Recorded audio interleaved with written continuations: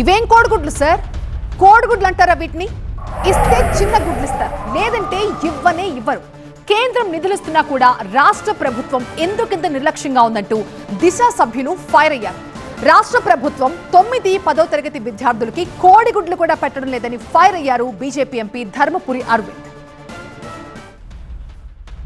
నిజామాబాద్ దిశ committee meeting hot గా సాగింది. కేంద్రం ఇస్తున్న నిధులను రాష్ట్ర ప్రభుత్వం పక్కదారి పట్టించిందని మండిపడ్డారు దిశ కమిటీ సభ్యులు. చివరికి కోడిగుడ్లు కూడా సరిగ్గా ఇవ్వడం లేదన్నారు. సమావేశానికి కోడిగుడ్లను తీసుకొచ్చి మరీ రాష్ట్ర ప్రభుత్వంపై ఆగ్రహం వ్యక్తం చేశారు. నిబంధనల ప్రకారం 60 గ్రాముల కోడిగుడ్లు ఇవ్వాల్సిండగా తెలంగాణ ప్రభుత్వం గర్భిణులు, విద్యార్థులకు 40 గ్రాముల కోడిగుడ్లు ఇస్తుందని మండిపడ్డారు.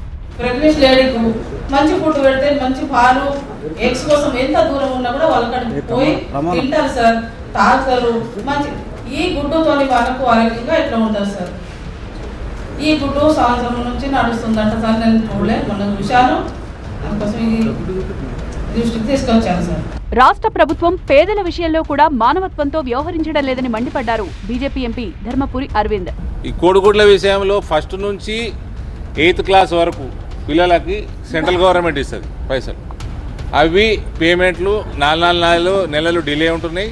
అది సరే మొన్న జూలై దాకా చేసిండట. 9th, 10th ఇస్తలేరు. ఎందుకు ఇస్తలేరు అంటే 9th, 10th కేంద్రం ఇయ్యదు, రాష్ట్ర ప్రభుత్వం ఇవ్వాలి. అది పేమెంట్లు లేవు. ఇక 9th క్లాస్కి వచ్చినప్పుడు కోడిగుడ్లు తినద్దు, బంద్ చేయాలి. బీఆర్ఎస్ ప్రభుత్వంలాగే కాంగ్రెస్ ప్రభుత్వం కూడా అన్ని పథకాల్లో స్కాములు చేస్తోందన్నారు బీజేపీ ఎంపీ.